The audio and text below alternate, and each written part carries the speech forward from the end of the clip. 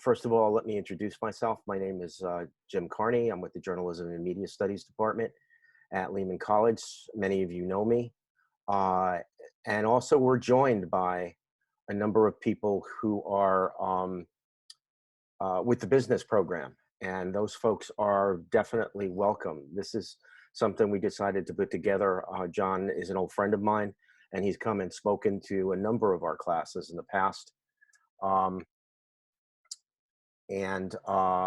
Let me just make sure. John, you can hear me, right? You folks can hear me? Okay, good. I'm going to unmute you, John. This is something we decided to put together that we could put together, but it is, we're going to go for about an hour basically. And because John is an expert in these things, and I'll introduce him formally in a minute. But everything is changing so quickly and so rapidly that we thought it would be good to talk about what's happening in our fields. But first and foremost, I just wanted to tell everybody on behalf of the college that we sincerely hope that you and your families are doing okay. We know that this is a particularly trying time, and in many ways, this is a way for us to step back and get back into things that we're studying. But we do understand this is a very difficult time for everybody, and we appreciate you taking the time to spend it with us. So thank you for that. And again, welcome to the business folks. This is a session. It's going to be John presenting for about an hour, maybe a little less. He's got some amazing statistics and some videos he's going to share with us about what's going on now in the area of advertising and marketing, and by extension, public relations, and how the industry is adjusting or not adjusting to what's happening and what the future going forward might be. It is going to be almost an hour of that. Then after that, there'll be an opportunity for folks to ask questions. They will be able to submit questions to me through the chat area. You can type in questions as you think of the questions during the course of the presentation. That's fine, and we'll take them in the order that we get them towards the end. And John has said he's happy to hang around and answer questions for as long as we need to. We can go until about 2:30 or so. So anyhow, I'm going to do one quick commercial. Okay, the commercial is for the summer program and for the fall. Okay, both the summer and fall sessions are open. We encourage you to take advantage of the summer session classes. We're adding classes there so that people can kind of make sure that they catch up and take the courses that they need. You can always email me or Professor O'Hanlon. This is in terms of journalism, media studies, and film and TV studies. If there are courses that you think you need, we're going to be doing virtual advising sessions. If you would like me to advise you, I'm normally going to be doing it Wednesdays. I'll be around a little bit after class, after this session today.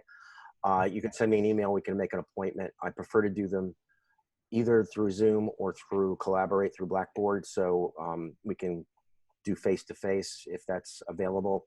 Phone is cool too, and we can talk about that. But we're determined to make sure that you stay on track to be able to keep your goal of graduating as close to on time as you can. Because believe it or not, this is a time of opportunity. Because by the time you guys are graduating, hopefully we'll be emerging from all of this, and there will be opportunities for people to get into the field. So that's my commercial. Also look at the fall semester, take a look at that. If there's something missing, let us know.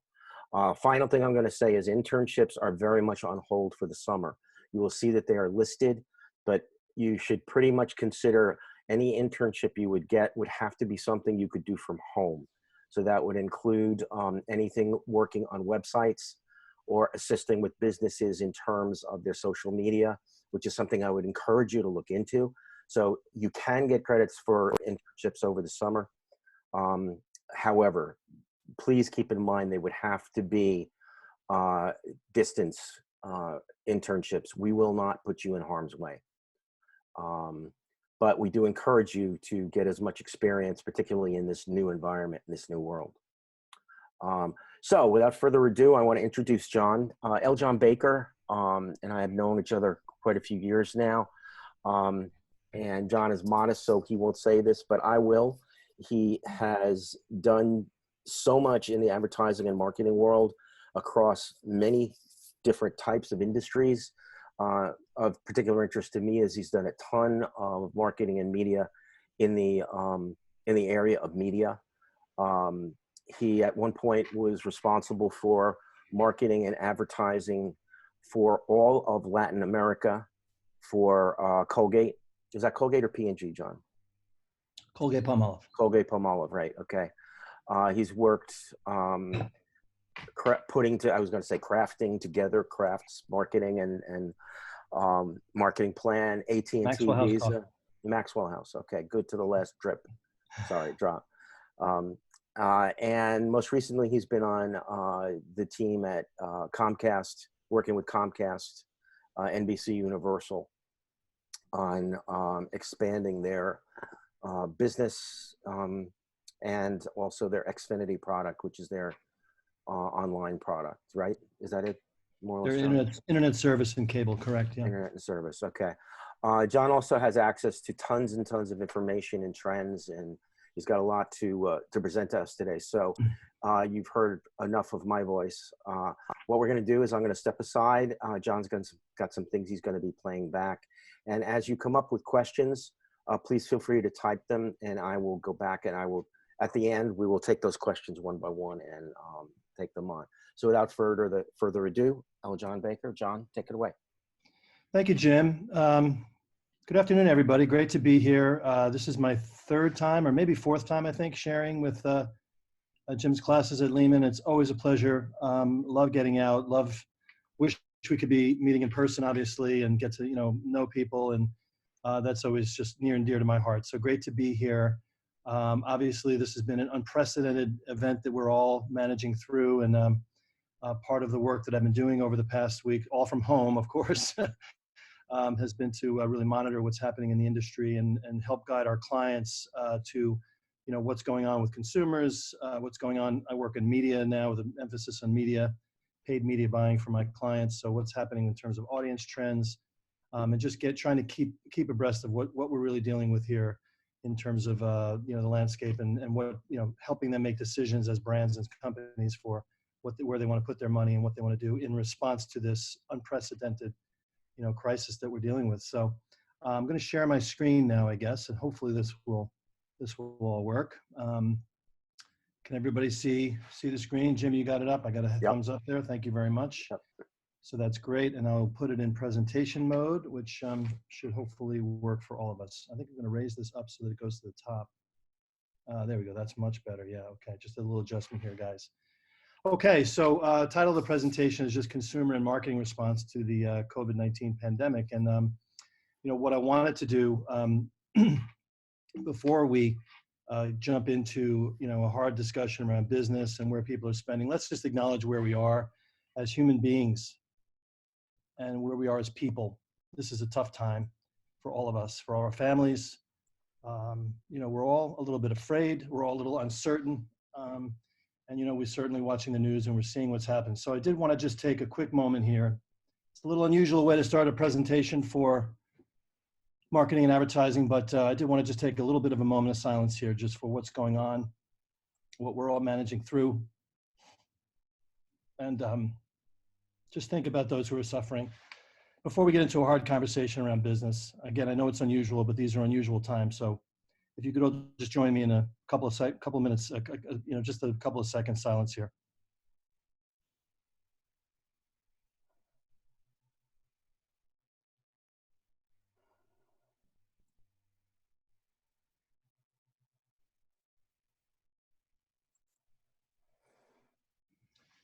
Okay, thanks for that. And, I just wanted to recognize that before we jump into a hard conversation on business. But the reality is that one of the ways in which people are suffering is related to jobs, right? We all know so many people are out of work now, the restaurant business, the travel business, financial business.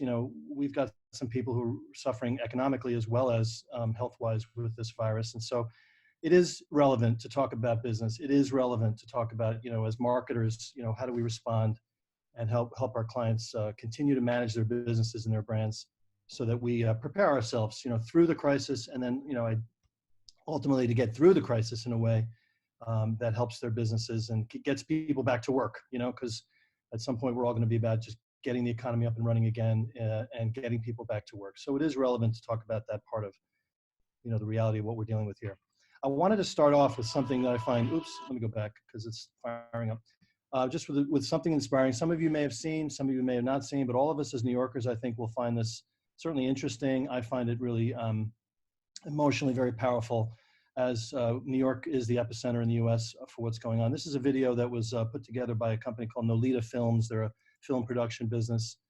There hasn't been any paid media behind it, but they've just released it online. You can watch it on YouTube. It has been shared around social media. Again, some of you guys may have seen it, some maybe not, but let's start out with this wonderful film and tribute to where we are in this pandemic crisis as New Yorkers.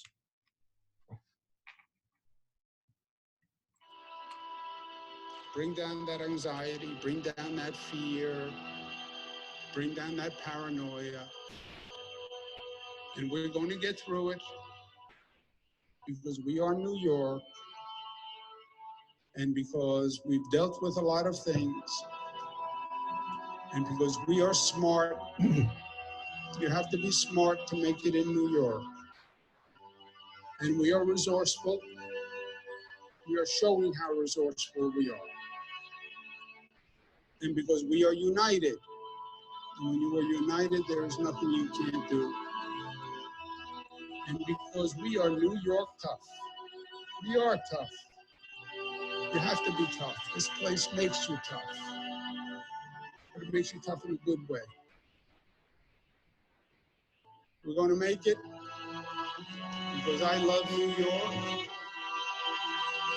And I love New York because New York loves me. New York loves all of you.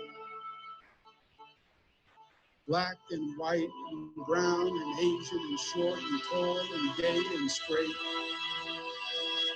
New York loves everyone. That's why I love New York. It always has, it always will.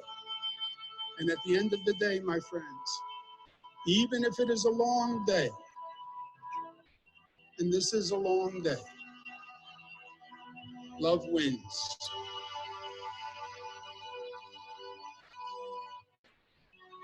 Always. And it will win again through this virus.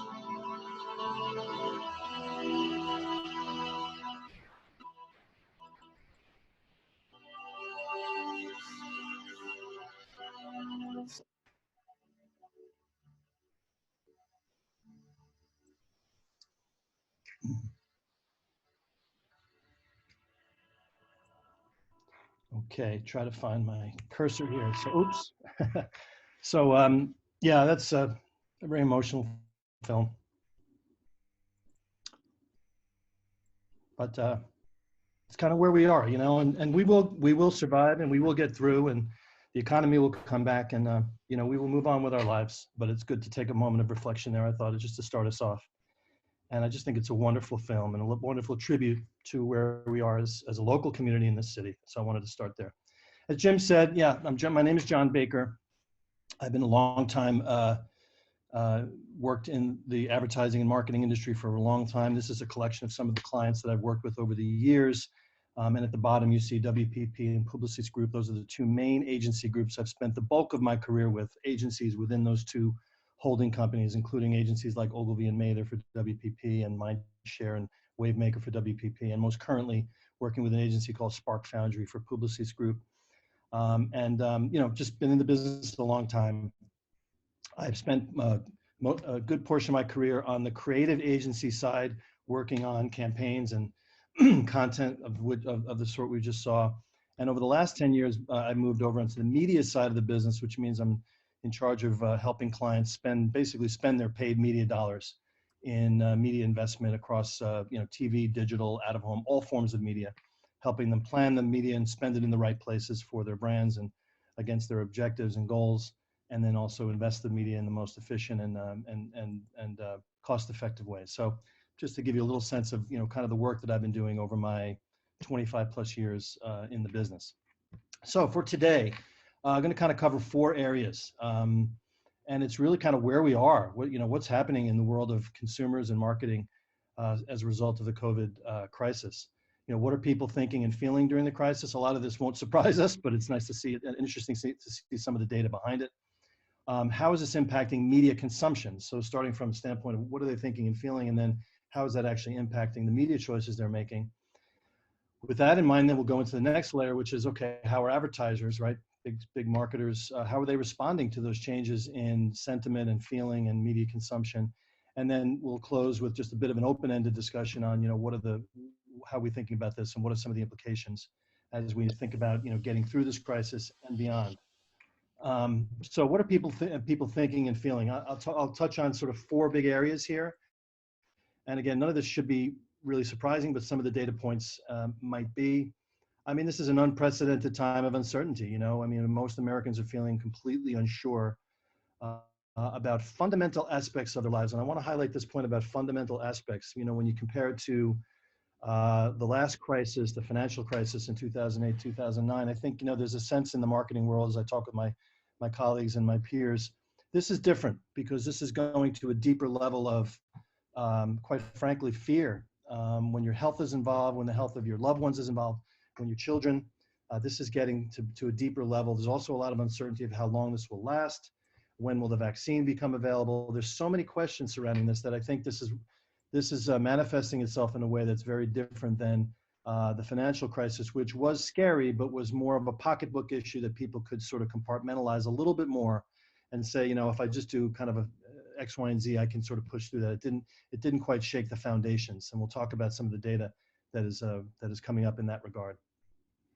Not surprisingly, most people reducing spending and employing a lot of caution as they brace for both potential health as well as economic difficulties.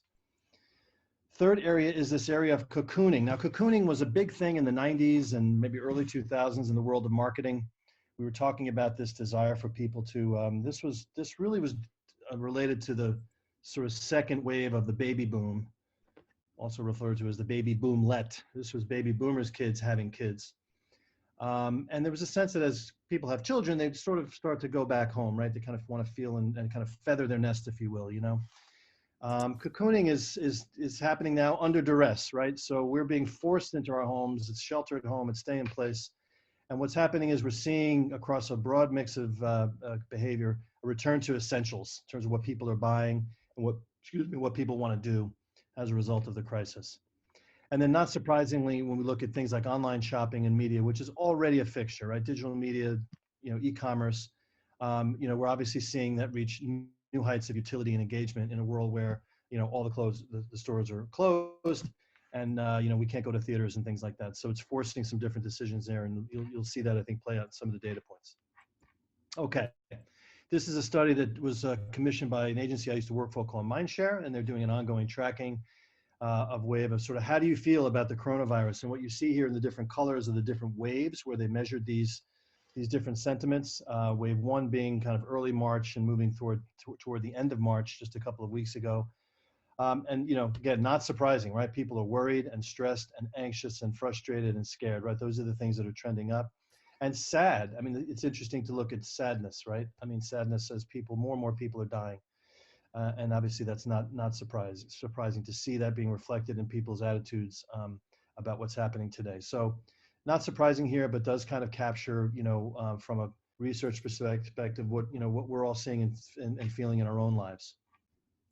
What's the remaining part of this covers work that McKinsey has done in this area, and what are some of the sense about optimism? So we look at sentiment and optimism, and again, not surprising, we're seeing optimistic attitudes along similar waves.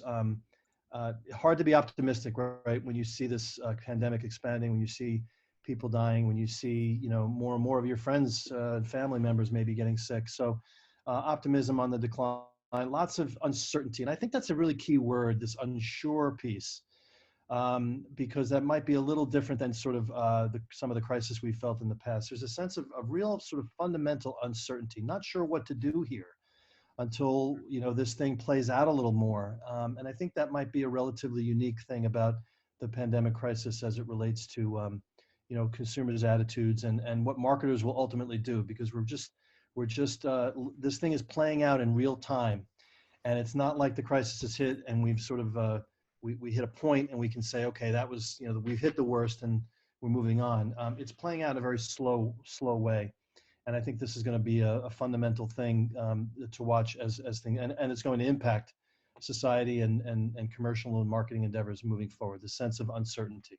And of course, you do have some people who are just fundamentally pessimistic as well, but happily they are in the minority. We are Americans, we are New Yorkers, we're fundamentally optimistic people. But this uncertainty has grabbed us, certainly in the early days of this pandemic. How do I go forward here? There we go. Okay. So you see here is what are they uncertain about, right? They're uncertain about a lot of things I just mentioned, really. Stole my own thunder on the slide. The overall public health, you know, very high levels, not knowing how long it will last. I mean, that's huge. You know, I think, again, a little different from years, from certain crises of the past, just the sense of we're not sure, you know, when we're going to start to see this sort of begin to resolve. And obviously the economic concerns, health of my relatives, safety. And that, you know, these top things that you're seeing here go to that notion of the fundamental things that people are worried about. And that's what you'll see, I think, play out in the choices they're making in terms of what they're buying and what brands are trying to speak to now in this world in response to COVID. I keep trying to forward the wrong way. There we go. Okay. I'll get it down at some point. Right now they're saying their, you know, routines will be impacted, you know, for 2+ months, you know, and I think as we watch the news, I think this could very well change, because, you know, every day we seem to see something new in the news cycle that suggests that, you know, the latest thing I saw was that the beaches in New York might be closed for the summer, you know. So maybe they're saying that the fundamental impacts are going to impact them for the next couple of months. But this is a rolling thing that I think could change, certainly as it relates to their employment, health, things like that. One big thing clearly is school with the kids, right? So when do they go back to school? That'll be a massive milestone in a good or a bad way, right? When they see what happens with kids going back to school. And you all are affected by that as students, as Jim led off. You know, you've got decisions to make about, you know, online classes for example, and maintaining your studies in the fall. So these are decisions that are going to be big milestones in the weeks and months ahead. This is about, you know, how it's going to impact their personal finances. So actually, let me move this over if you guys don't mind. There we go. That's better. And you can see a large number of people really feel like it's going to impact finances for the next few months. That's not surprising, whether it's directly through, you know, a job loss or a furlough, or, you know, just being impacted in general by less work and less again, this uncertainty about their economic prospects. I mentioned earlier, you know, clearly that one of the responses is to, you know, cut back on spending. And here you can see at the bottom here, this uncertainty thing plays out again in terms of, you know, how people are feeling about, oops, what did I do here? Sorry, guys. Let me go back. There we go. Uncertain about the economy is preventing me from making purchases and cutting back on spending and being very careful.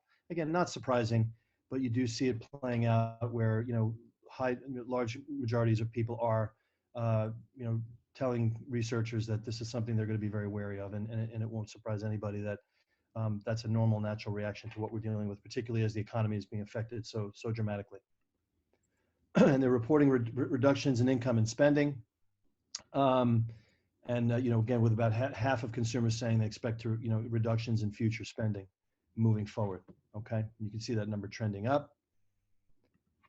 And, you know, this is interesting too, to think about, you know, the categories, what categories of spending are, where's money moving to and away from. And what you see in this chart from McKinsey, but also in other research that I've been seeing, is you see sort of the kind of the fundamental, like groceries, you know, really simple areas of our lives. Those things are we're buying more groceries because we're home more often.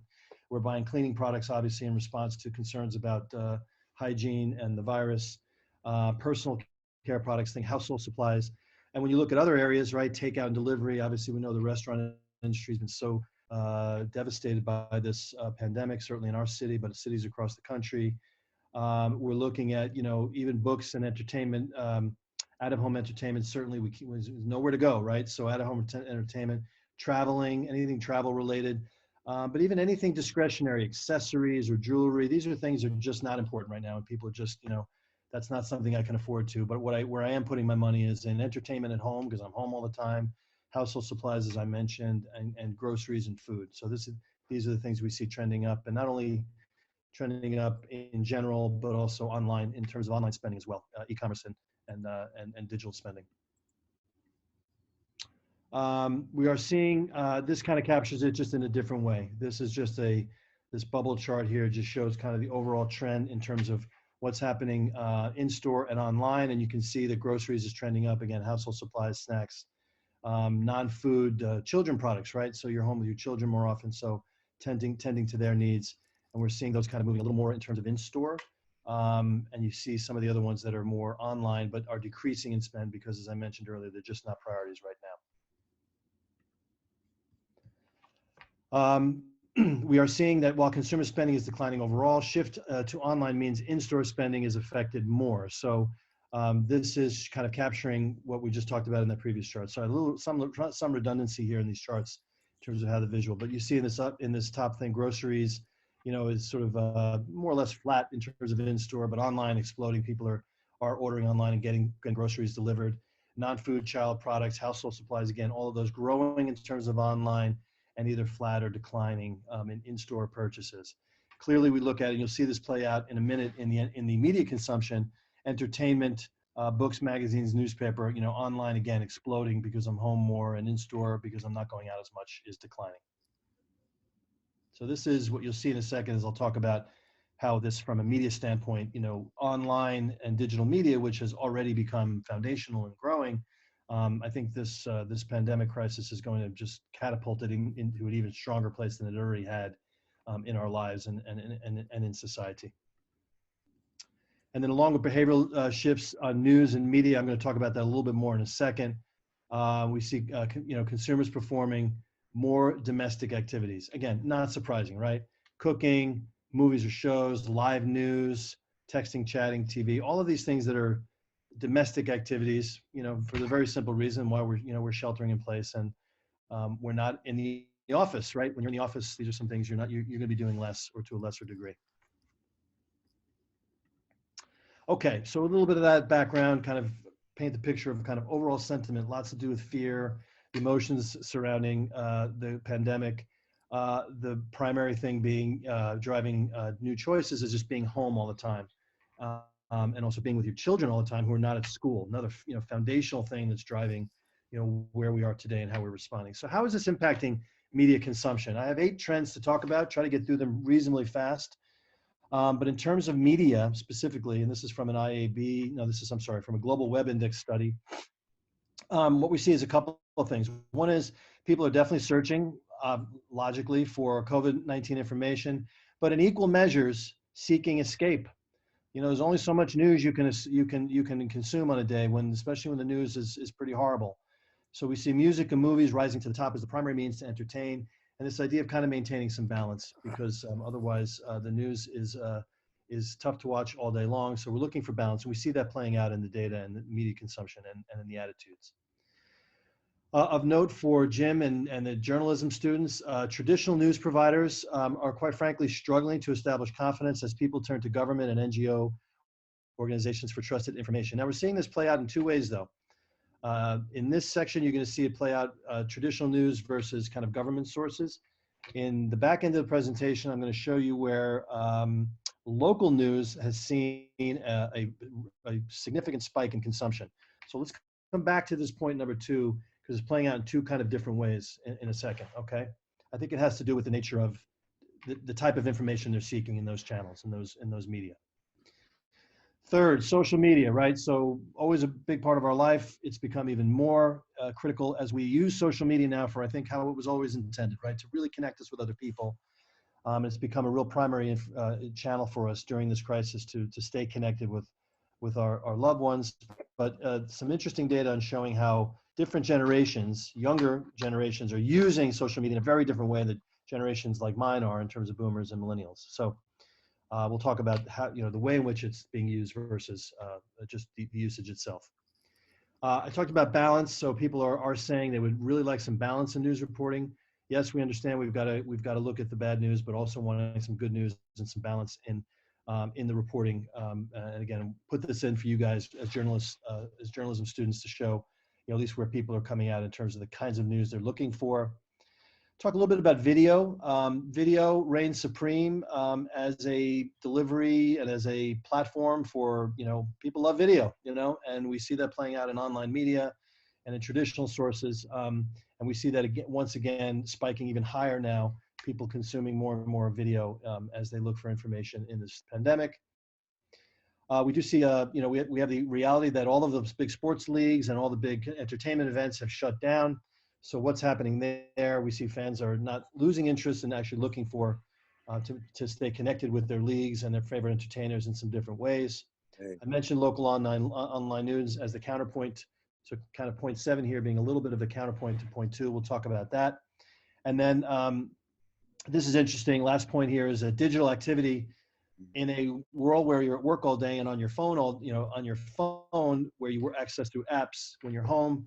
We're seeing the phone actually be less the way we're consuming digital media, and that more moving to online and .coms through the desktop and other sources. So we're seeing access to digital content online, through apps and mobile phones actually decreasing a bit, okay? All right, so lots of information. Sorry for these eye charts. That's why I try to focus it on the big news here. But if you look in the red box here, you see, yes, 68% of people are searching for corona, updates. But look at what's right behind it. 59% are listening to music. 50% watching movies and shows. 42% watching funny videos. I need a release. I need a way out of just the horrors that I'm seeing online. So this is this idea of, people wanting to maintain some kind of balance, and it's showing up in the numbers there. Okay. And these are roughly similar for across the U.S. And this particular study was done in the U.K. as well, and also across the different generations from Gen Z to baby boomers, and is roughly consistent across the different generations. Next chart, we show this, where the sources of news, right? So, the initial reaction was to run to try to really find the most trusted sources. So World Health Organization comes up, that website, people going there, or a government website. We're coming up tops in terms of, what do I really trust? News channels kind of falling a bit behind. And I think, we know that journalism sometimes finds itself, struggling to generate the trust with consumers. And you see news websites kind of falling pretty far down in the US. It's interesting, if you want to look at the UK numbers are very different. It says there's something going on in the US. In the UK, there's a lot more trust for news media there. Maybe attacks on fake news and things like that have affected enough Americans to have shaken their trust a bit. But certainly in response to the pandemic, we've seen people go to these government sources where, they feel like they're going to get the best information, and NGOs, the World Health Organizations of the world, that are going to provide information that people can trust. Social media, again, we see it playing out in a very powerful way across generations, but again, a little more so for younger consumers, right? So millennials are the highest users of Facebook and certainly of Facebook. YouTube is kind of high for Gen Z and millennials, and kind of begins to drop off a little bit as you get into Gen X and boomers. So definitely a generational split here a little bit for social media to get your up-to-date information. So this is specifically measuring social media for news. And we see that the younger you are, generally speaking, the more likely you are to use social media for news purposes. News coverage demands. So what are they looking for? Again, this idea of wanting some balance. Give me the good, bad, but I also want some good. And I think this plays out. You see here, recovery rates coming to the top, but also right at the top there, positive stories. People wanting to see positive stories as well. As all the tough news that we've had to digest during this difficult time, and tips on how to stay healthy. So utility, wanting to understand how can we stay healthy, and how can we potentially avoid getting sick with the COVID virus. I mentioned video, right? So this is just a chart to say, video reigns supreme. This is a question, percent who say they've started consuming more of the following types of channels. So broadcast TV, of course, because of the immediacy of our broadcast TV channels and media programs, obviously news being a big part of that now, but online videos and online TV streaming right behind it in terms of use overall. So, video is part of the challenge for marketers and the kinds of companies I work with is how do we navigate this space where video is not just, as what we call linear anymore, coming from a traditional news, traditional programmer or broadcaster, and now much more, we need to buy digital video across, lots and lots of different sources of video content on YouTube, for example, where people are looking at, they may have a favorite doctor that they follow on video and getting a lot of information. This Dr. Z, for example, I don't know if anybody's ever heard of Dr. Z. He's on every day talking about Corona, or some of the more well-known folks like Dr. Oz or others. But video content is coming from multiplicity of sources that make it challenging for my clients to to serve messaging and reach our consumers. So this is a testament to that in terms of people saying that it's not just one place anymore for their video content. I mentioned, with the live sports and entertainment not being available during this crisis. So again, no live. So what are people saying? They're telling us they want to continue to pay attention to their leagues and music artists and bands during the virus. So we're seeing good numbers. About a third of consumers saying, they want updates and maybe live stream performances. We are seeing some of that play out as in terms of how marketers and the media are responding to the crisis by trying to keep people. I'm a big baseball fan, getting tons of videos now on Facebook from Major League Baseball. I think I have two more here. So 7. Yeah, I thought this was really interesting because local news has been something that has been up and down over the years. Still a very important media. But what we see here, and this is online, this is digital, but we see this really strong reaction to wanting local news during this pandemic. And again, I think it goes to like, I'm staying at home, I'm listening to my local authorities giving me information about what I have to do, very closely, right away. So, still going. Okay. Acting bomb here. Yeah. So I thought this was interesting. I mean, all news is up. News consumption is trending up, obviously because of intensity of what's going on around us, and we need more news.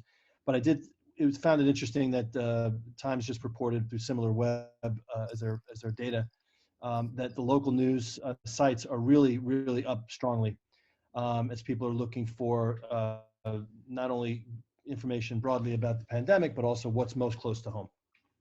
Okay. And then last in this section, which was interesting. Yeah, that helps. That arrow helps. We're up and down.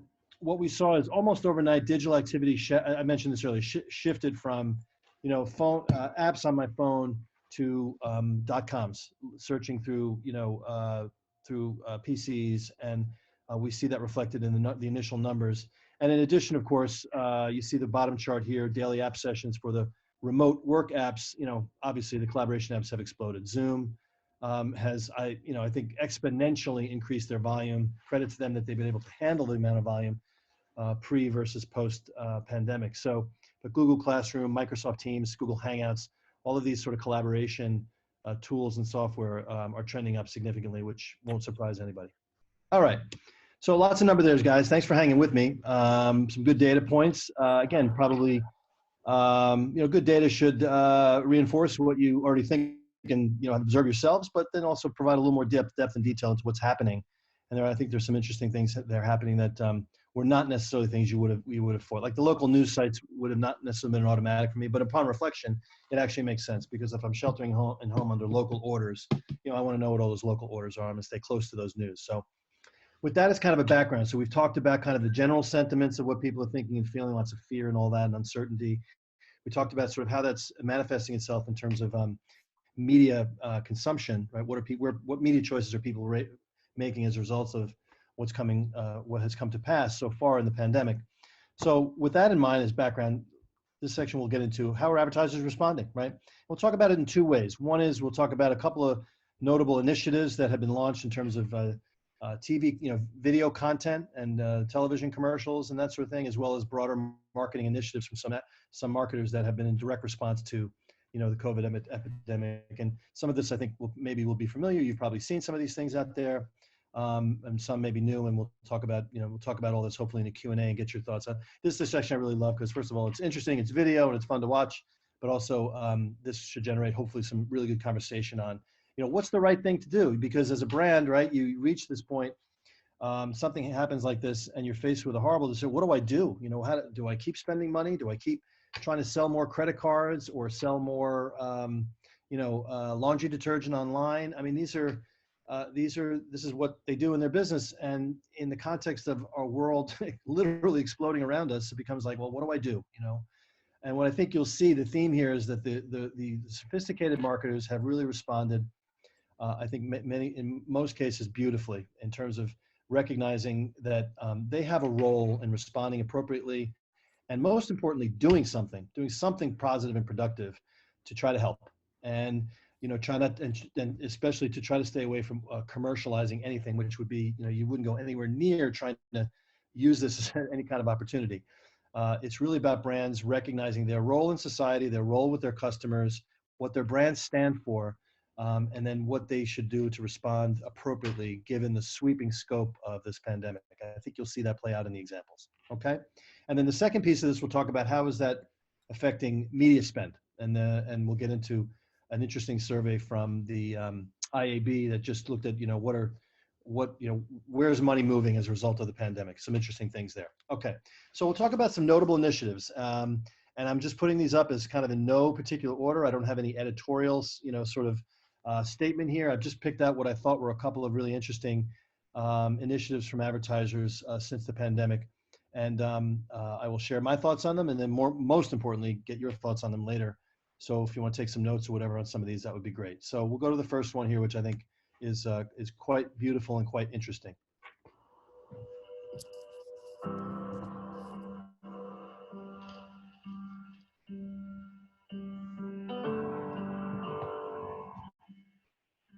Was that a pivotal historical moment we just went stumbling past? Here we are, dancing in the rumbling dark, so come a little closer. Give me something to grasp. Give me your beautiful, crumbling heart. We're working every dread day that is given us, feeling like the person people meet really isn't us, like we're gonna buckle underneath the trouble, like any minute now the struggle's gonna finish us. And then we smile at all our friends.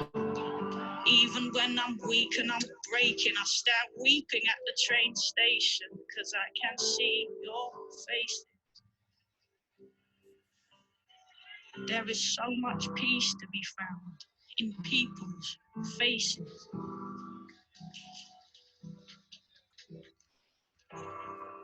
I love people's faces.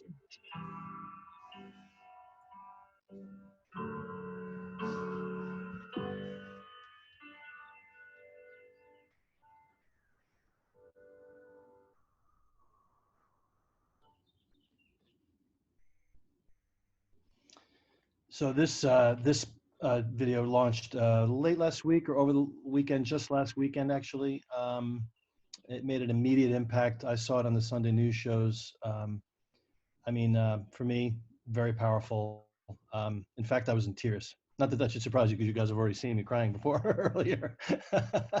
But I don't know. It was a morning when I was thinking about everything and riding that roller coaster of emotion that we all are riding these days. And it came on and it hit me like a ton of bricks.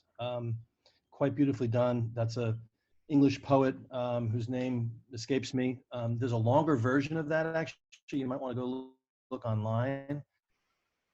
I can send you a link and you can send it around. A 5-minute version. It's sort of like a poem rap kind of thing, and it's really beautiful. And she does an amazing job. That's the actual poet speaking in that voiceover there. So, and that's done by an agency in Manhattan called Droga5 for Facebook. So, be really interesting to hear comments on this because the thing with what brands do is the thing you look at is authenticity. You look at what's the intention, what's the motivation, what am I trying to really do here in this situation? Am I trying to just push something on somebody, or am I trying to really reflect and touch people in a way that's helpful in a crisis? And I think, to me, one person's opinion, this spot really does that beautifully. It touched me deeply. And that's a hard thing for an advertisement to do, you know? We all have our walls up that we want to screen this stuff out and not really pay attention to ads, you know? So to break through that wall and come into your head and then go into your heart is even a whole other layer, right? How you touch people's hearts in my world of commercial communication is a huge, huge threshold, and it doesn't happen very often. One person's opinion, for me, this did.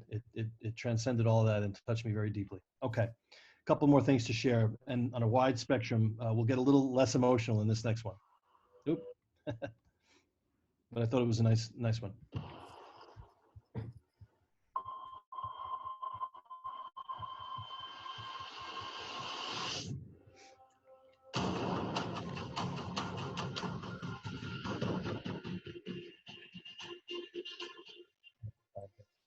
Perfect.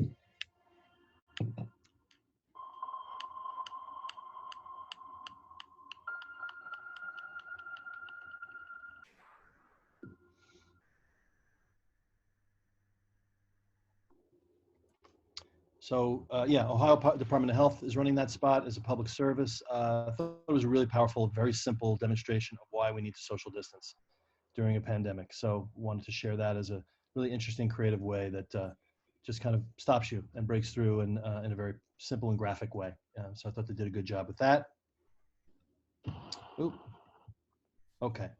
We'll go back to a little higher on the emotion spectrum now, in a spot from Dove that got quite a bit of chatter online in my world of advertising.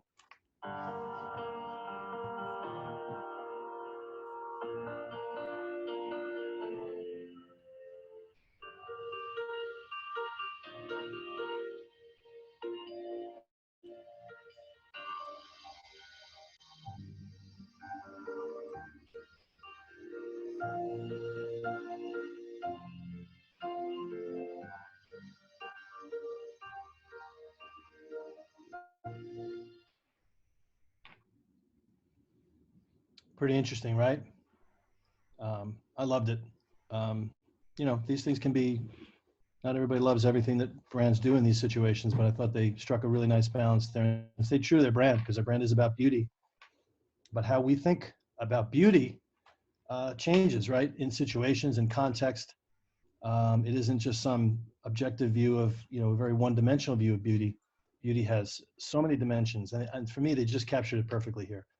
What we see happening with the healthcare workers on the front line is beautiful, you know, and they wanted to honor that, which I thought was amazing. Okay, we'll keep moving here. This I think this is from Nike.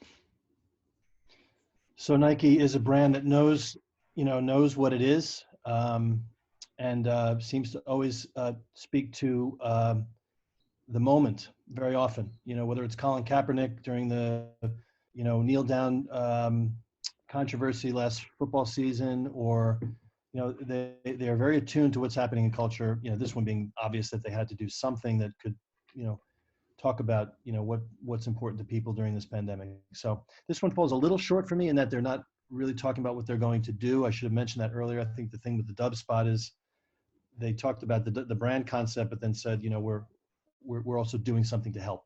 which I think is kind of is kind of required by brands at this point in time, you know? Okay. And in no particular order, here's just a very different kind of thing, which was all about utility, but a nice thing that CVS provided to society at a very difficult time. Help is on the way. To support you during the current health situation, CVS Pharmacy is now offering free 1 to 2 day delivery of prescriptions and everyday essentials you need to stay well in the days ahead. Visit cvs.com/delivery or call your local CVS pharmacy to learn more so you can be prepared, stay on track with your medication, and stay well with free prescription delivery from CVS. I mean, super simple, all about utility, and incredibly useful. Like, just to know that CVS will do this as you're concerned about your medications, or even just, you know, taking certain things to keep your immune system strong or whatever. Really smart on their part, and you know, and has a lot of utility at a time where we all need all the help we can get. Okay. Let's play this from, this is from Ford, an interesting one.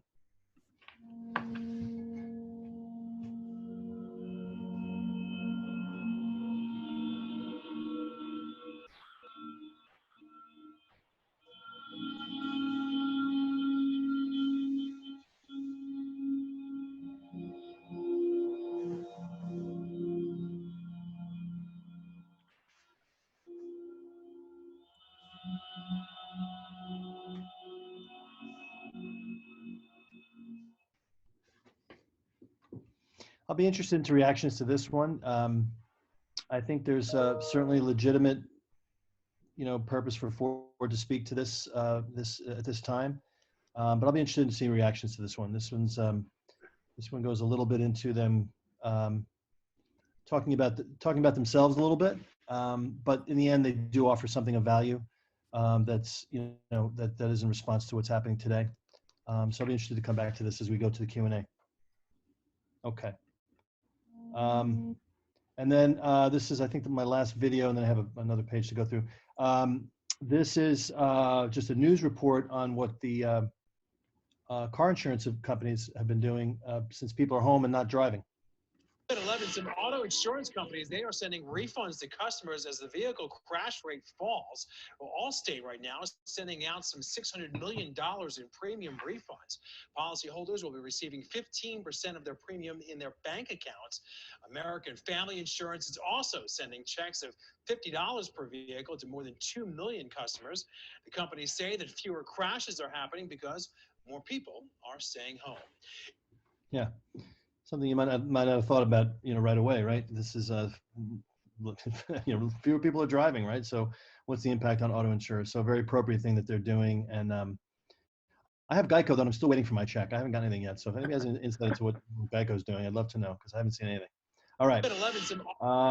And then the last in this section, just to talk about a couple of other things you might have heard of. I thought very early on it was interesting to see the alcohol makers, in this case Smirnoff and Anheuser-Busch, talking about how they were going to shift gears in their plants to take the alcohol to produce more hand sanitizer. Again, super useful. Not beating their chests at all, just saying, hey, we're going to do something to help. You know, that's great. Who's going to argue with that, right? Because there was a run on sanitizer and, you know, couldn't find any, and so they were committing to that. Similarly, you can't get through a COVID marketing conversation without talking about toilet paper. Just incredible. I mean, I'm into the store and there's just no toilet paper on the shelves. Like, this is one that's going to need to be studied by somebody deep in consumer psychology, because I don't know really what is the fear. There's a fear of running out of toilet paper. Actually, I can talk to that later, John. There was a piece that was done by some people involved in the supply chain, and there is a real reason. Okay. That I'll get into now, but I'll deal with that later if we have time. Go ahead. Good news. All right. Well, to that end, that's what P&G is talking about in this social media post. They didn't do a big campaign or TVC on it or whatever, but they just did a post saying, hey, you have our commitment to staying up, you know, sort of 24/7 at our plants to make all the toilet paper that the country needs. So interesting dynamic to that response. And then I just included the Under Armour, this Healthy at Home initiative from Under Armour, again, very much on brand, encouraging people to stay fit.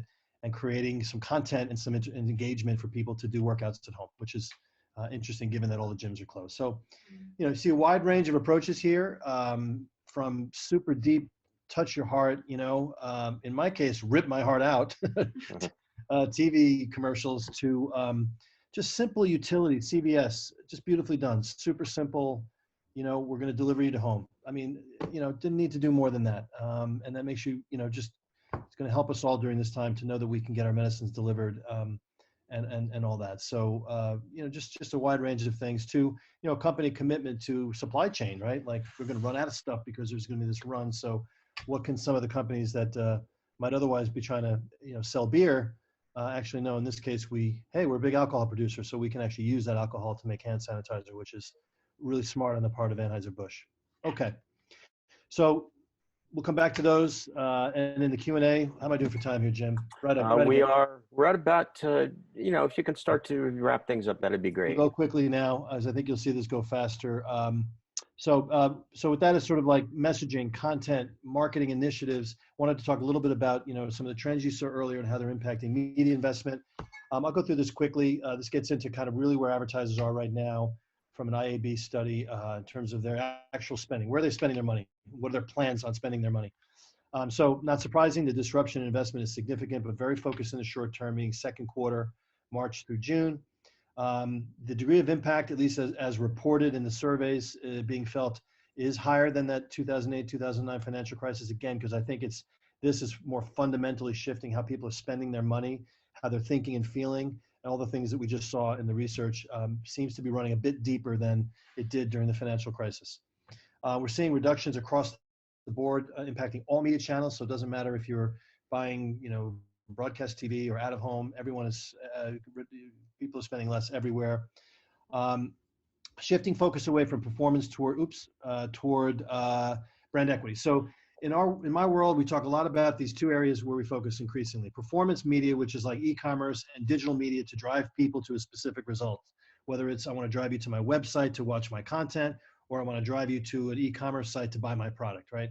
That's all in the world of performance media, largely digital, largely designed against measuring the impact of your conversion, okay? So there's the kind of the one big bucket that we play in these days.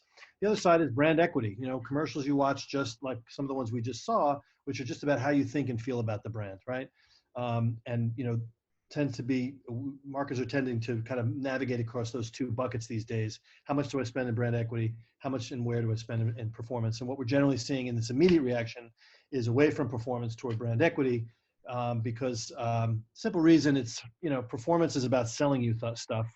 Buy that new credit card, order that laundry detergent online, sign up for that new loyalty program, whatever. And that's a little inappropriate right now, given the degree to which we're responding to this crisis. Okay, tactical changes, I'll talk about that in terms of audience and device targeting. And then when this study was done, which was a few weeks ago, the second half outlook looked a little less dire, but was definitely still fluid. This will continue to be fluid and change as we get our heads around when does the economy reopen. And there's a lot of things I think that have to happen before marketers and advertisers will really get a better sense of, what they're going to do in the second half of the year and in the back half of the year. So 70% of them made immediate adjustments, and we've seen significant reductions. That's all these charts are telling you. So in terms of how advertisers have responded to the epidemic. So 70% is a big number. I've made immediate adjustments, and we're looking at, in digital media, a decline of almost 40% in March, April. Traditional media, similar, 40% declines in media spend. 74% say that the impact is more negative than the financial crisis. So again, reflecting that some of the things we've been talking about the degree to which people are uncertain and fearing change. This is the point about, reductions across the board. So whether you're buying display media on digital, or you're buying newsfeed ads in social media, or digital out of home, or print ads, everything's being affected. There's not any channel that's sort of less affected than the other. Advertisers have just, reacted very quickly to say we've got to cut back immediately. This is the bit on the brand communication piece. So what we're seeing in this number is 63% of marketers in the survey are saying that they are changing their messaging strategy, what they're saying in their creative and in their engagement efforts. and more, and the detail on the right side here is about, moving more to mission-based marketing, cause-related. These are the kinds of things we just saw, that I'm moving toward, messaging and engagement around what I'm doing to help people during this crisis. Types of tactical change. So looking at their audiences, but interestingly enough, based on the numbers we saw earlier, it's impacting where they're spending it in terms of channel and device. So we talked earlier about the fact that as people stay home more, they're accessing digital media less on their phones and more through the .coms and on their PCs, and this is reflecting that change as well. So they're very quickly seeing that change and moving money toward more OTT, which is over the top, which is more streaming opportunities, because people are clearly moving their attention into streaming, and away from some of the more traditional kinds of digital media. Second half I mentioned, again, most of in this study finished a couple weeks ago, most said we haven't determined second half, so still very, very fluid, and this will continue to evolve over time. Okay, with that as background, just want to land on this last section, just take maybe a few minutes, implications moving forward, and we can talk about this hopefully in the Q&A. But what we're seeing here leads to a couple of obvious questions, which is around kind of role of brands and company reputation, right? This is always a thing brands and companies are looking at, but how will this impact some of the work they're doing on kind of that mission-based, or what we call social purpose marketing? I think we'll see significant evolution of that moving forward, because I think the pandemic is not over yet and will continue to be a part of our lives, even as we start to normalize things. What is these are formulated in questions because we don't know the answers to these, right? But clearly there's going to be an ongoing discussion around the role of my brand and the things I need to do as a result of people's concerns and fears over COVID-19. The long-term impact on media investment, I think this is going to be very interesting in terms of the issue of flexibility. A lot of what big advertisers spend in media are committed in long-term deals, so that when they commit those dollars to whether it's Google or NBC Universal, they generally get more value. The more they commit to them, the more value you can get for that commitment. But that then locks you in. I think in this pandemic, we're going to see a desire for flexibility because nobody knows. And so those dollars that will be spent behind brands, I think will sit in more increasingly flexible budgets rather than committed media dollars. We talked about the role of journalism and news, and what, the question here is, will we see a resurgence of trusted sources, news, and journalism? Will the national media get credit for the utility and the value that they're providing by providing us all this news? Or will they continue to suffer from sort of some of the negative perceptions of how the news media fuels the divisions in our country? Don't know the question to that, and we'll see how that plays over time. Stronger integration of digital experiences. This just highlights the fact that digital is more important than ever across multiple types of media formats. So putting digital experiences together with paid media promotion is going to be more and more. It's already important. It'll be more and more important as time goes on. Data-driven marketing and communication. So in the business, we talk a lot about how data is fueling the evolution toward personalized messaging, using addressable types of video, whether it's over the top or anything that delivers a message across an internet device, basically, can be personalized, increasingly using data to determine who the audience is, what's important to them, et cetera. I think this pandemic crisis will just speed that up because increasingly people will want to be much more specific about how we reach and what we say to people in a time of uncertainty and change. And then last but not least is in the business, we talk a lot about linear TV, which is just a fancy way of saying traditional television, broadcasters, local TV news, those kinds of things. What will the impact be as we see increasing people moving toward streaming and online sources? I think the simple guess is it will elevate and accelerate that trend. But the linear TV world is becoming increasingly digital. So I think maybe the answer here is ultimately we won't talk about digital and linear anymore. We'll just talk about platforms and where the content appears. And I think that's kind of where we're heading as an industry. And that brings me happily. I did do it in an hour, Jim, because we did start around 1:09. Yes, we did. I did bring it in. I did bring it in on time, so I feel good. Yes. So I hope that was helpful, guys. Lots to get through there. I think I've been told, Jim, that this has been presented as fodder for projects and assignments. I hope it helps. Guys, there's a ton of other research online. There's so much syndicated, published, available to the public research in the world of marketing and advertising. And I can help, Jim, I can help you with some sources on that you can provide to your students beyond just the sources I've shared today. So a ton out there that would be useful for any projects that you have as a result of this. And you can keep, finding, and it's fluid, it's moving. So, Right. What I share with you today, some of the stuff, some of it won't change, but some of it is likely to change. And especially the more specific, types of behaviors in terms of like media spend, for example, where are people putting their money and that sort of thing. So, okay. with that, I'll turn it back Why over to don't Jim. you unshare the screen there? Unshare? Yeah, come back to us. Okay. And I have some questions lined up. People have lined up Excellent. for some questions. So let me go back to my chat. And where did it go? Chat. There we go. Let me move that as I'm playing with my screen here. All right. To start out, this is from Jaritza Flores Garcia. It's kind of a general question. Maybe I'll try and focus it a little bit. She asked, can you predict the outcome for the advertising industry after the crisis? So I guess maybe focusing that a little bit. In general, what sort of trends possibly can you see becoming more enhanced, and what direction do you see the industry changing because of the crisis? It's a great question. A tough one to answer. I'll just talk about some of the dynamics I think that will factor into that conversation, and those decisions. I think, like everybody else, advertisers and marketers are all part of society, right? So they'll be looking at all the milestones that we are looking at as a society in terms of how we get back to normal, whatever normal is going to be, right? So they'll be looking at schools. When are kids going back to school? They will look at, obviously, work. When are people going back to work? They'll look at all of those sort of markers and milestones that give them a sense that there's a normalization happening, right? That's number one. Number two, the role of data. So I can't say enough of data, guys. So you as new kids coming out into the work world, especially in the world of marketing and advertising, everything is data and digital today. So sophisticated marketers, most of the kinds that I've shared with you today, they're all sophisticated marketers. They'll be increasingly leaning into their data to understand, what their customers are saying, what their needs are, how they're feeling, and that will definitely tie into a lot of decisions they make as a company.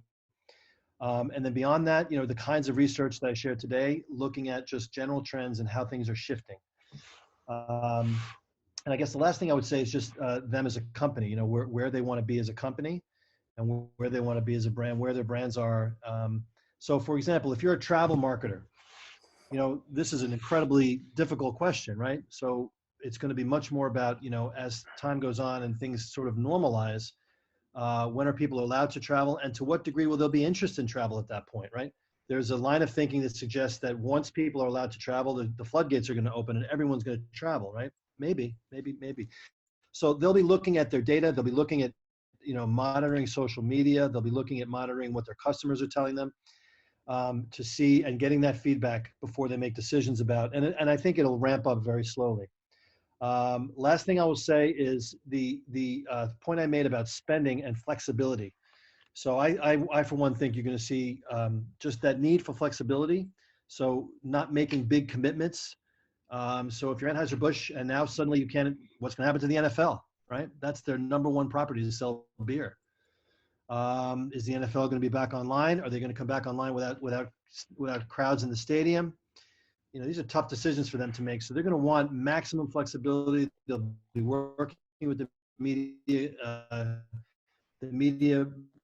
companies to create a very flexible, I think, over the next, who knows how long. So flexibility is going to be a big piece, and they're going to keep their abreast of the market and look at those milestones and look at changing sentiments and attitudes and respond accordingly. And it'll be a very slow ramp up over time. Okay. The next question comes from Aaron. Aaron says, what's the most difficult transition to make during the pandemic for you? I mean, what brand do you feel executed the message of being strong and hopeful during this time? Okay. And so I guess it's two questions. First of all, um, what as a marketer and as an advertising person do you feel is probably the most challenging thing here, and who's done it best? Yeah, good question. You know, I mean, my bias is my bias is I go to the brands that have done two things. One is they're really sophisticated in understanding what their brands stand for and how what their brands mean to people. And then secondly, are able to engage, whether through communication or promotion or whatever it means, are engaged emotionally, touch people's hearts. That's my bias as a marketer. It's how I was trained. As a brand marketer is my background. And so, yeah, my bias is I go to Facebook. I go to that wonderful spot that literally had me in tears on Sunday watching Sunday news. I think they did a masterful job capturing that moment and also saying something very powerful about their brand. And listen, Facebook has a lot of challenges today, right?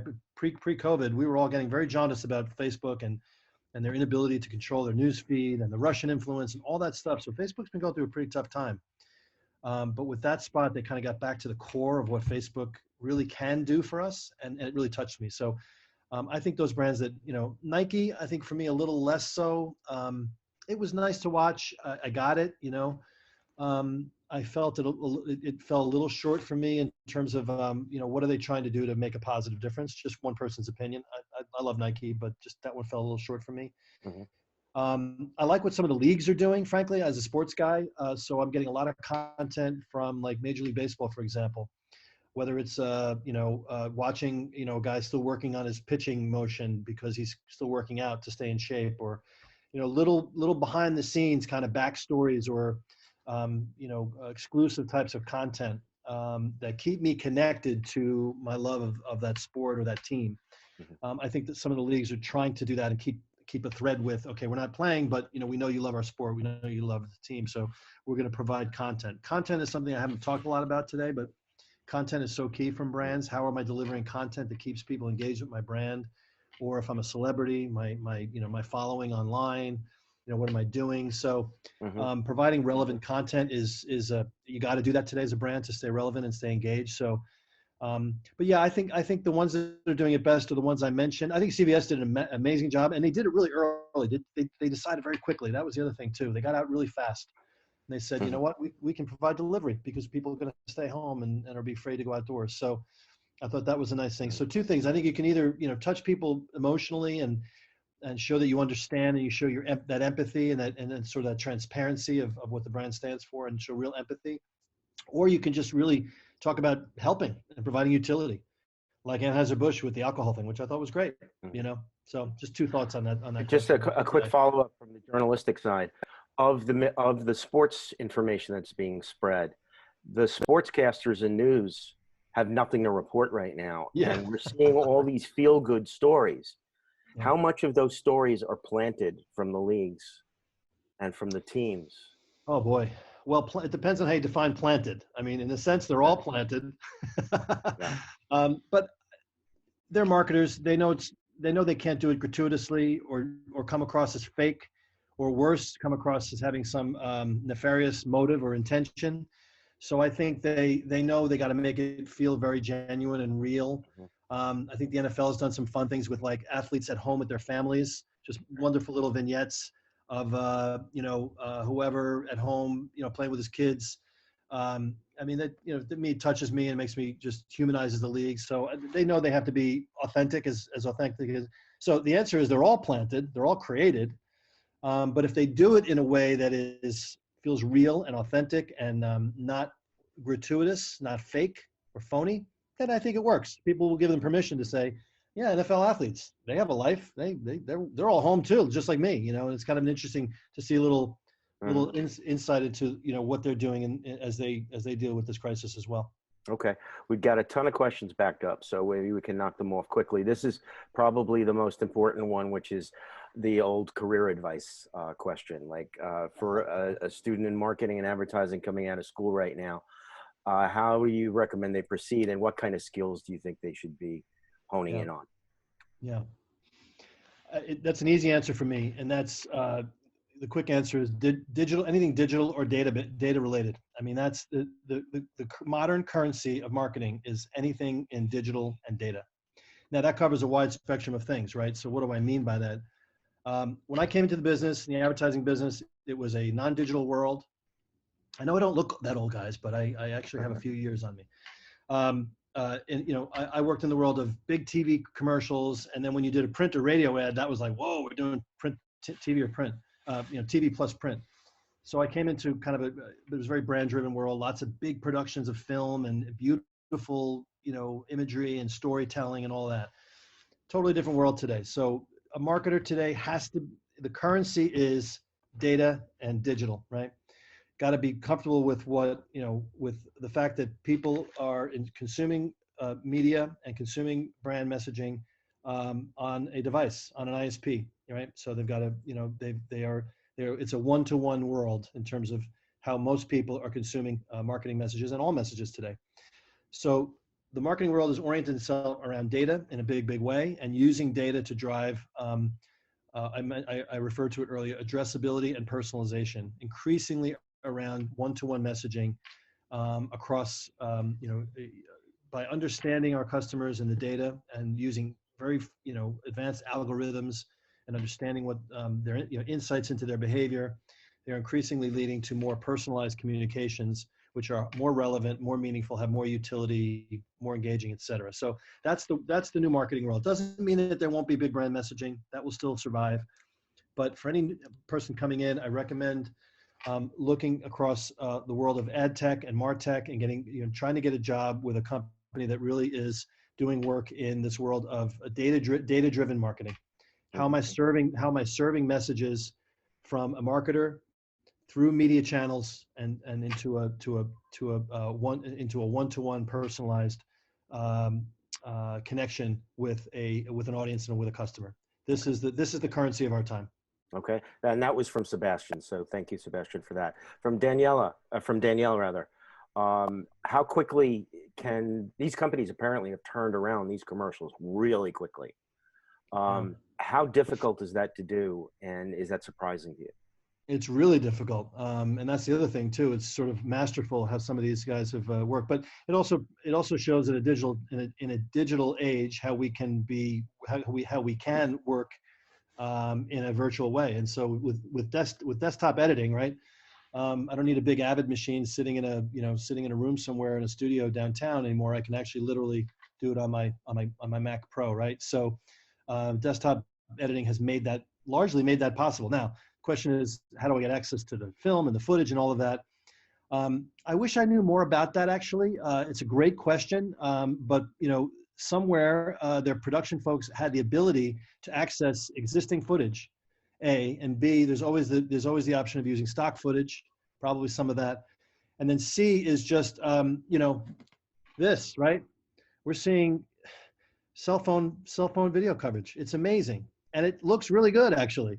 So, you know, Apple, those three things, I think, you know, access to existing footage, Apple, you know, cell phone video ability to, the NFL work is all shot on cell phones by the athletes, right?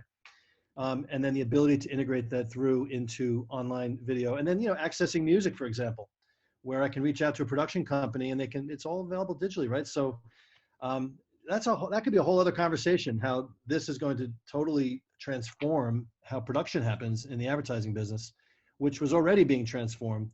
This may just accelerate that. So just three immediate responses to that question. Mm-hmm. Okay.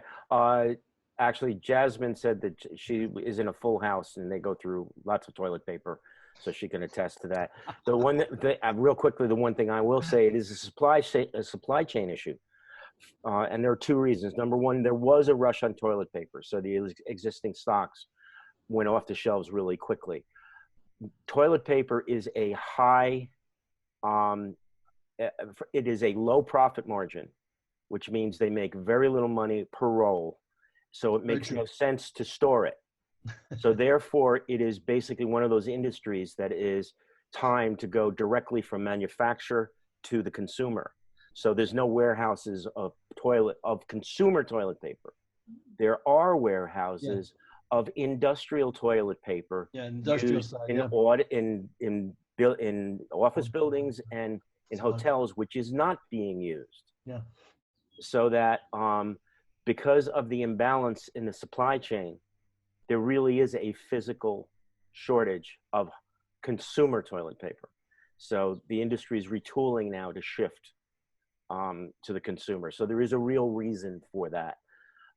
So I just wanted to throw that in there. So anyhow, let's continue along with student questions. Hassan Chowdhury says, how higher education institutions can or should be doing advertising, and how can they, first of all, how should they be shifting our education for creating the next generation of marketers? And is there data on this sort of things available? That's a great question. Wow. I think there was a time, when I started in the business, the focus was very much it was a little more of an Ivy Tower world. The currency was more get your MBA. If you really wanted to, to accelerate your career fast, get your MBA, get your head full of all those high ground sort of Ivy Tower business concepts. I think that world has changed dramatically. It's not that an MBA is not valuable. It's still very, very valuable depending on the career path you want to go on. But I think businesses, I think business schools have tried to, over time, become a little less ivory tower and certainly get more knowledgeable in the world of digital data and tech, which is a world that has happened, almost completely outside of their influence, frankly. It's a world that has come out of, Google and Facebook and Silicon Valley and, the explosion of mobile technology. So it's come from places that, if you go back, 40, 50 years where the business schools were like driving all of the business transformation, that didn't happen in this case. So I think the business schools and higher education in general has been struggling to adapt by creating, I think, sort of more dynamic learning environments where, number one, I would say is the big changes you see is in collaboration. So it's not enough just to fill your head with, sort of esoteric knowledge. You have to be taught to work in a much more collaborative way. And I do think schools are adapting to that in terms of the kinds of projects it assigns. And but collaboration is everything. The fancy term is working across a matrix. But the reality of how we do marketing today is you're working with 8 people: a creative director, a strategist, a data scientist, a business planner. You're working with people who have multiple types of completely different backgrounds. So how do you create an environment where you can pull all of those skill sets together to make strategic recommendations to clients, ultimately develop great advertising? A social media planner, for example, because social is its own world, right? Social has we have experts who just do social media. So that's the biggest, I think, skill set I think anyone needs coming out of school today, is the ability to be comfortable working collaboratively in a way that 20 years ago didn't exist. And that's the biggest skill set. But then beyond that, just a growing understanding of digital and data technology. It's a must for marketing today. You can't. The future of marketing depends on your ability to navigate and understand how data and digital technology works in the service of brands. Okay, we have a bunch of questions. If you don't mind hanging around a few more minutes, John. I'm happy to hang around. Okay. This is from Estefani. There's a lot of unemployed people right now, and we're probably set well into the course for a recession right now, which means there's a lot less money being spent by unemployed people. What impact do you see this having on advertising? Will it be less advertising, or will it shift the kind of advertising we're seeing? Short run, there's going to be less advertising. We're already, I think all the holding companies are looking at the next few months, and they see that we're going to see a significant reduction in media spend for a couple of obvious reasons, and maybe not so obvious reasons. One is the world of entertainment, live entertainment and sports is shut down. I don't know what percentage live entertainment and sports makes of the total sort of available advertising inventory. That would actually be an interesting thing to look at, but it's huge, right? NFL, baseball, and NBA. These leagues are all shut down. There's no money flowing to them anymore, right now. So yes, clearly, and you just saw it in the data I shared, massive reduction in spend. So we're gonna start down this cycle. Unemployment, less money to spend, consumers, cutting back. Yeah, we are clearly in a recessionary cycle, And what I'm not an economist and not an expert on what breaks us out of recessions. Generally, it's some kind of government stimulus, right, or can be, that pumps money into the economy that can get businesses growing again. But one thing I will say is that historically, advertising and media has generally been the first thing we've seen increase coming at during a recession. So it's the first thing that gets cut at the beginning of a recession, but it's usually the first thing that comes back. As marketers begin to see people spending more, they will start to invest against that spend. And it's really, in a consumer society, it's kind of that simple. Where that money is being spent is what will drive media spend and a desire for brands to attract that spend and to grow. So that's a long way of saying I don't have a clue, but I just try to mark some of the dynamics that will unfold over these next weeks and months that will ultimately, begin to get us out of this thing. Do you? And this is a combination of from Roger and from Anna. Do you see more of some of that advertising going into social media specifically because of the expanded use of social media in the crisis? Great questions, guys. You guys are great. You always ask great questions here.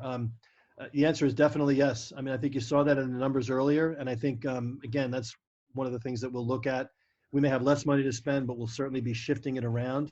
So clearly streaming video, over the top, the Netflixes of the world, and not that Netflix doesn't take advertising, but there are like Hulu's of the world where you can run advertising will benefit. Clearly there's going to be I think an interesting and kind of fresh look at social media, given all of the difficulties that Facebook has been having, and Twitter and YouTube over the past year or two. I think we'll take a fresh look, and it's clear that there's so much engagement there. What's really interesting is the nature of the engagement is very different by generation. So the younger you are, the more hands-on you are with social media. So much more about creating your own content and sharing it. So it's just a different form of engagement versus sort of people in my generation that are just happy to, can watch an ad because I'm watching Facebook Watch and I'm watching a video and I'm happy just to see a commercial. Right. So it's very different. There's big differences, but yes, I think you're definitely going to see money and a reassessment of social media, because sitting at home and sheltering at home is going to be helping drive I think a reassessment of the role of social media in people's lives. Well, what about the brands? Tanya asked a really good question here with dealing with brand loyalty. Do you see a chance for brands maybe to make inroads? Because, well, let me just say, this is what she said. Are there concerns from companies regarding brand loyalty due to switching because of supply issues or other pricing and consumer desire or need to save money? And what can bring them back after things get back to normal? So do you see what's happening now in terms of brand loyalty and the way brands are responding and the way the brands are? Is that going to shake that old loyalty to Tide detergent or to Scott toilet tissue? So I think, great question. Another really great question. Tough question. I think loyalty is a factor that differs dramatically by category and by brand.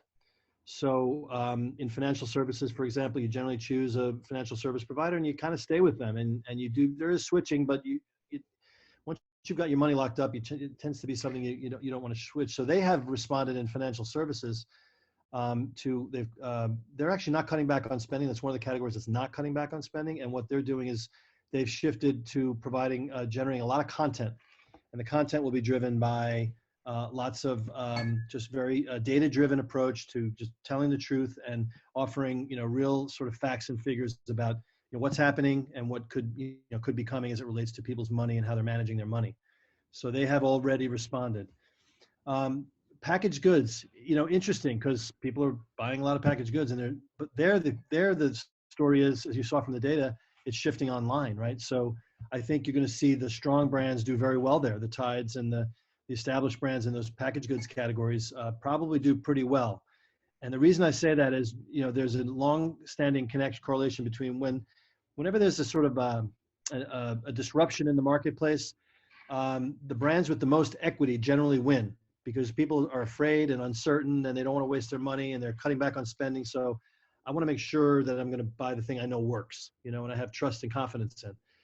That's a really high level macro view, but that's generally worked in marketing for quite a long time, So the big brands like Tide will probably benefit, provided they can they can fulfill online. And if you're P&G, they're all over Amazon, and they have a very sophisticated e-commerce capability. So, but if you think of a category like travel, oh my God, I would not want to be a travel marketer today. I don't. How do you, or a cruise ship, worse? Boy, they have those people are meeting every day on crisis management and trying to lay a course for, if I were them, I'd be doing scenario planning. I would be thinking about a future state, and I would be thinking about what are the milestones and the markers that indicate we're moving toward that future state, and then I have a whole series of actions and decisions that I would do based on that scenario. Because I don't think anybody has any idea, especially in the travel business, right? What that looks like when it comes back online. And then to the point of the question, which is a great question, any loyalty that might help a given brand, an airline or a hotel chain or a cruise line, how will that play out in that scenario? Hard to know. Probably some of the existing big brands will probably benefit, because again, this notion of in unsure times, I want to spend my money on what I know, and who'll stand behind my purchase, right? I don't want to necessarily, I'm not going to experiment a lot. So that dynamic will probably play out in the favor of brands who are established players with lots of equity and some longevity that will probably benefit them. But certain categories are in for a long slog, because travel, I don't know how that comes back online, and what that starts to look like over time, I'm going to combine a couple of questions into one here. The trend towards more social media and the explosion in social media, do you think that that's permanent? And the consumer behavior is going to be permanent, or is it just because we're all locked in our apartments? Well, listen, social media was already so well established and growing before COVID, right? So, the quick answer is one person's opinion. Sure, I think social media is here to stay. I think the size of it and the way we use it over time could certainly evolve. And Facebook had already started to see a bit of an erosion in its audience, particularly younger. But YouTube has become a very potent, not just video delivery channel, but a very potent social channel. It's obviously Twitter. We're all on Twitter. So it's definitely here to stay. I think it will change dramatically over time. And I think one of the big factors that's going to drive social media adoption and use is about privacy and the degree to which people are worried about how their data is being used and shared, number one, which is a massive issue for everybody, and the sensitivities around that. And then the second thing is, what was the second thing I was thinking? I lost my train of thought. Privacy and data will drive it, and this generational impact about how I share, and what I'm willing to share. Will COVID impact what will be the impact of the pandemic on those two issues? Hard to say, but I think the privacy issue is the biggest concern. That if you're Facebook or Twitter or Instagram, that's what you're most worried about privacy. And if people really start to feel like they don't want to give remember Andrew Yang? I don't remember Andrew Yang in the Democratic debates when he asked, "Hey, who's gotten a check from Google or Facebook for using your data?" Of course, the answer is no one, right? There's a growing sensitivity to that, and that could really impact social media, I think significantly. But I think it's here to stay. I think it's just wedded through our lives. I think we're connected with. We have such far-flung networks now as a result of our social media contacts that I think it's hard to see those going away. But I think the nature of it could change dramatically. Okay, just a couple of real quick questions here. This is from Erica. She said, as consumers are becoming more knowledgeable, should brands continue to make more of these empathetic ads? Oh, yeah. Speaks right to my heart. To further enhance brand loyalty, or once the economy begins to rise again, would they transition back to a more transactional approach to advertising? Yeah, such a great question. Jim, you guys are teaching your students well, man. Really amazing question. So insightful. The answer is performance investments will come back at some point in time. Because why? Because they make the cash register ring, and they're so damn efficient. And you've got marketing organizations that have built up massive operations and organizations around that world of performance marketing. So it's not going away. It'll be downplayed a little bit, right now, but it'll come back, and it'll always be part of the mix. Having said that, do I feel personally? Yes, I feel like this dichotomy in our world between brand and performance is unfortunate because they're both interlocked. And the degree to which you create a really vibrant brand that's emotional and has emotional, power directly impacts your willingness to buy something from them. Simply put, right? So, and by the way, there's actual data across a number of categories. My own category, with Comcast, we have data that actually supports what I just said. But the big talk, of course, today in the world of brand advertising and marketing is about the so-called brand purpose. That in a world of disruption, and COVID is the ultimate disruption, but climate change, and plastic in oceans, and our impact on the natural sustainability in the natural world. There's a growing sense, particularly for younger generations, that brand must behave in different ways that are more environmentally responsible, more responsible to the climate, more responsible to human beings, right? So this has led to this whole world around so-called brand purpose. Years ago, it was called like social marketing. It's now expanded to how do we think about our brands in terms of their purpose in the world and their intention in the world and what they want to get out of life. Besides being the obvious, they want to sell more products. Of course they do. But as a brand, what do we want to stand for? And what do we want to drive our business toward based on, where consumers are? So I think the answer is absolutely. I think we will see that continue because I don't think it's good. And the other part of the question was about knowledge, right? If I know that ExxonMobil is dumping oil, or I know that Carnival Cruise Lines is dumping,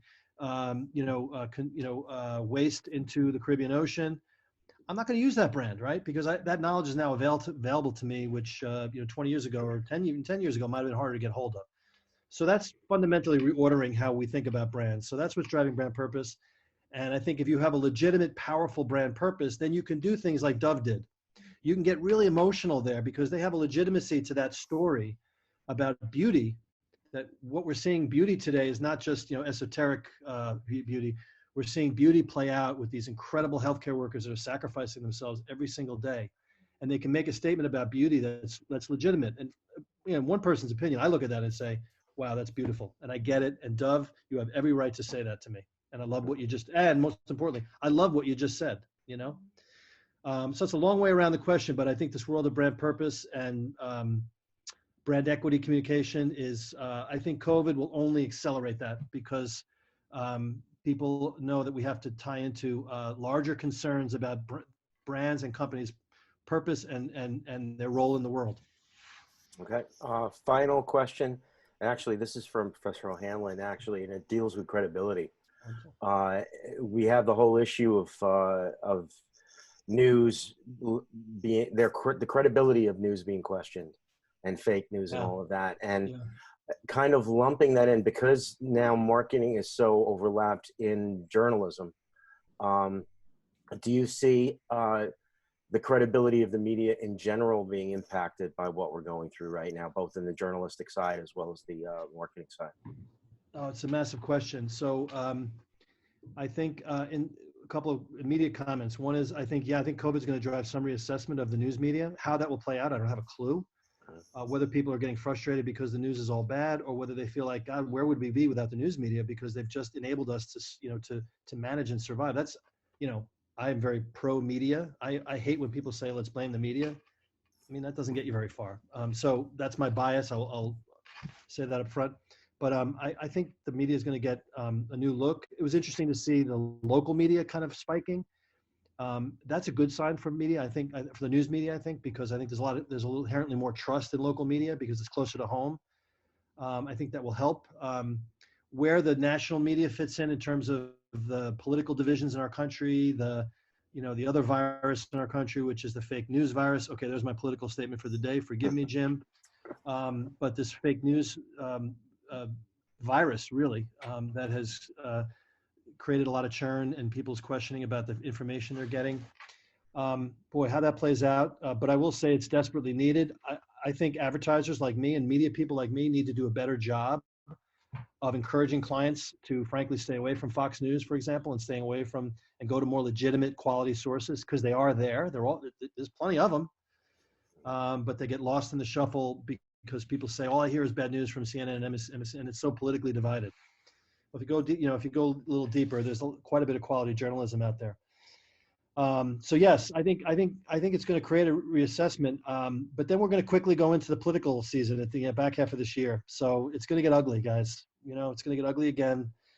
How that all shakes out as to the levels of trust in the news media. Let's maybe I'll end my comments by saying this. They have a big mountain to climb. You know, which is sad for me as a media professional to see how far journalism has slid in terms of trust and credibility with the American public. Because Okay. I'm a believer in what Jefferson said, right? Which is, you know, I'd rather be in a country run by only newspapers and have no government than no newspapers and government, right? Something like that. I'm paraphrasing, but I think they have a big mountain to climb, and I don't know what they can do, frankly, to climb that mountain to generate more, because we live in such divisive times, and they tend to just bear the brunt of the divisions in society and the conflicts in society, you know, cast this pall over, you know, and come to life through the news media in a way that affects them negatively. So, Jim, that's Okay. a big one. That's a big one for you, Jimmy, because that's another that's webinar. journalism at its core, isn't it? Yeah, Okay. that's a big one. All right. We are way out of time. We just passed the 2-hour mark of recording. So thank you, John, for doing it. John Baker, just to cap things off, if you joined us in the middle as a communications and media professional, you got over 20 years experience, worked for Vodafone, Sprint, Colgate, Kraft, Nestle, AT&T, Visa, most recently NBC, Universal, Comcast. The information you had, John, is publicly available. So this entire production will be available on the Lehman YouTube channel in the next day or so. So all this data will be able to be accessed, and I have your contact information, John. So if people would like to get I'll pull some links together for you, Jimmy. I told you there's so much coming out. I'll pull a bunch of links, and all your students should be able to access these published reports. Great. I want to thank everybody who helped make this happen, especially in the background, Miguel Dominguez and our folks in information technology resources who really did a great job pulling this together. All the students who asked questions, thank you so much. The questions were amazing. I did lump them together, some of them. And I know some people sent me individual questions, which I would ask you to send me an email, and I'll answer individually. I'll have virtual office hours probably tomorrow as well as next week. So I'll be able to go one-on-one with each one and everyone that needs it. So with that, I'm going to, once again, John, thank you so much for doing this, taking time out to do this for us. This has been amazing. And you know, we'll hopefully be able to do this again at some point when things are a little bit more, well, I don't want to say more optimistic, but when we're further down the road.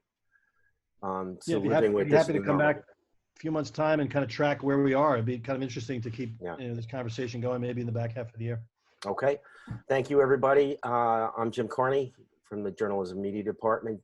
Thanks to Professor O'Hanlon, the chair of the department, who also joined us and made this happen. And for Dean Mann, who basically hung out for much of the conversation, and Dean Hurley from Natural and Social Sciences, who helped bring this whole thing together. So with that, I'm going to sign off. I want to thank everybody, and stay safe, stay healthy, and stay in touch. And I'll see many of you in classes. So have a great afternoon. Thank you, everybody. Bye, everybody.